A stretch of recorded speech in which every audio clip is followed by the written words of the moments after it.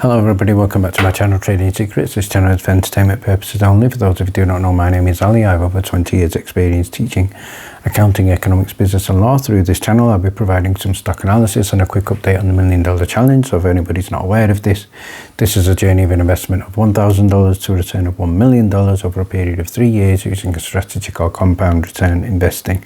So the objective is try to get 201 trades, each with an average return of 3.5%. It's not 201 consecutive trades. We do take into account losses. So for further details about how to join us for less than $9 a month, information is available in the description below.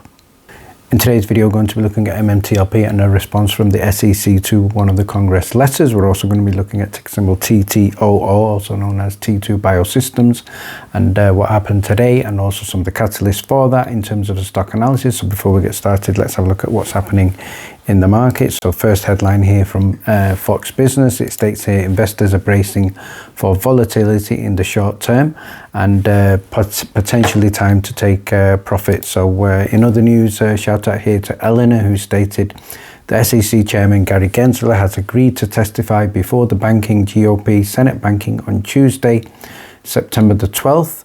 And also before the Financial Committee and the FSC Democrats on Wednesday, September the 27th. So again, key dates there, and hopefully there is something productive from those dates. And finally, just in terms of the latest on the heat map, in terms of close of play of the market today, at time of editing, we can see it is fairly mixed. Apple is having a good day, Google is also doing very well, and Nvidia is also up nicely, very close to all-time highs, and a mixed day for Tesla.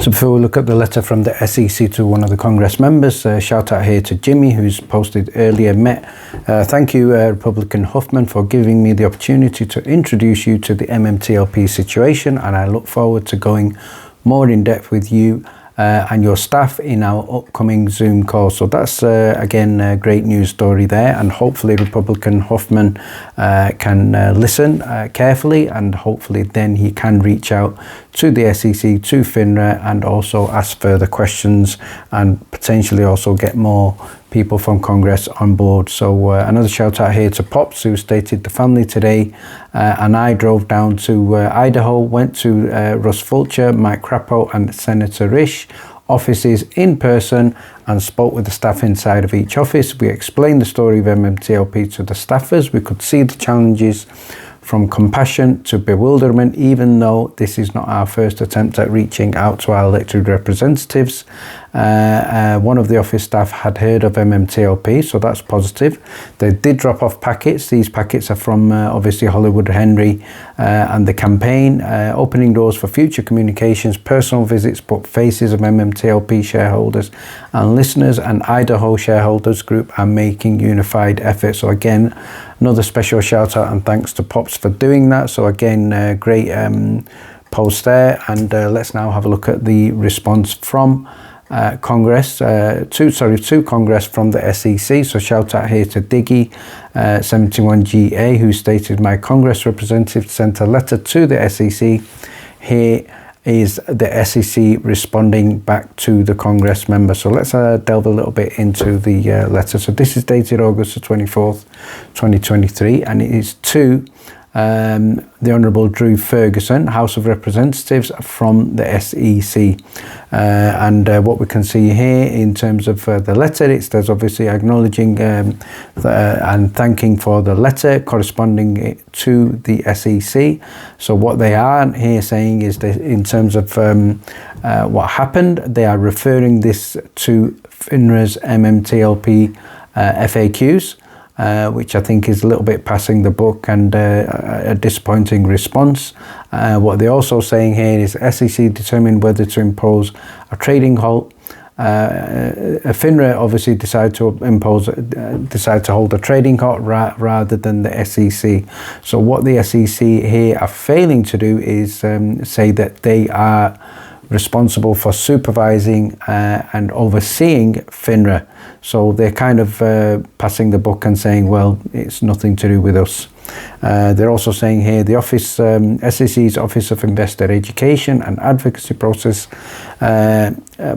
many comments and complaints from individual investors. We keep records and they put them into a database where the SEC staff may use these for inspections, examinations, and investigations. So what this tells me is every single complaint that we all make to the SEC is going into a database. It is being recorded, and every time somebody complains, they are looking at these and well, allegedly they're reviewing them and cross-checking them. So if they have any questions, please again respond directly to the person blanked out, and they will also contact them. So this letter is from M. Owen Donnelly, the Chief Counsel representing the SEC. So overall, disappointing response, but that does not mean we are giving up. So let's now have a look at ticker symbol TTOO, also known as T2 BioSystems. So before we look at some of the key catalysts and the news, let's start by having a look at an overall profile. So this is a leader in the rapid detection of sepsis causing pathogens and antibiotic resistance genes. The company is dedicated to improving patient care, reducing the cost of patient care by helping clinicians effectively treat patients faster than ever before. So again, a very, very important area there. So news that was shared here earlier on the 9th of August 2023 is that the T2 BioSystems regains compliance with the NASDAQ market value of listed securities requirements. So that obviously is good news. So that is giving the company more time to maintain compliance with the NASDAQ. But in other news here, which is a lot more recent, 28th of August 2023, headline here, T2 BioSystems praises the ODC's actions aimed at optimizing US hospital sepsis programs. So again, great news here. So, and again, a reminder, they are a leader in the rapid detection of sepsis causing pathogens, antibiotic resistance genes, and they have praised the decision and actions taken by the US Centers for Disease Control and Prevention aimed at optimizing hospital sepsis programs in the United States. So what I'd like to have a look at is in terms of the other key aspects of this news here, in terms of the data from what the company are working on. It shows that the protocols used to administer this treatment are only optimal for 30 to 60% of cases. The mortality rate increases by up to 8% for each hour delayed. So obviously it's very, very important that this area is worked on. So sepsis is also a leading cause of death in US hospitals, causing the deaths of approximately 350,000 Americans each year, 80,000 following discharges to hospitals. And in terms of the cost of hospitalization, again, that is huge. We're looking at approximately $62 billion annually, and also the leading cause of 30-day hospitalization in the US, causing 19% of sepsis survivors to be re-hospitalized within 30 days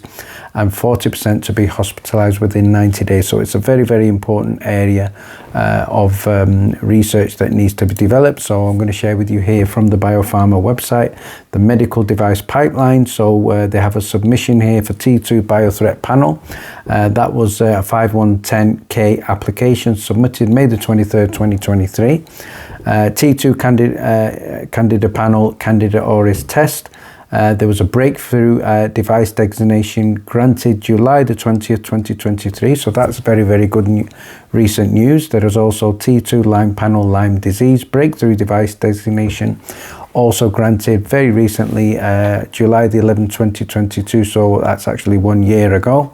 And let's have a look at what the company is saying right now. So the latest tweet from the company, August 29, 2023. So they are saying here, target therapy sooner with species ID before second dose of empiric therapy. The FDA cleared T2 bacteria and T2 Candida panels provide identification of deadly bacterial and fungal pathogens independent of blood culture. Again, focusing on sepsis. On August 28th, it also stated they applaud the ODC government for taking action to address sepsis crisis plaguing the hospitals, which we talked about. And what I'd like to again remind of everybody of in terms of why this company is important. They have the first and only FDA cleared products able to detect sepsis causing pathogens directly from whole blood in just 3 to 5 hours.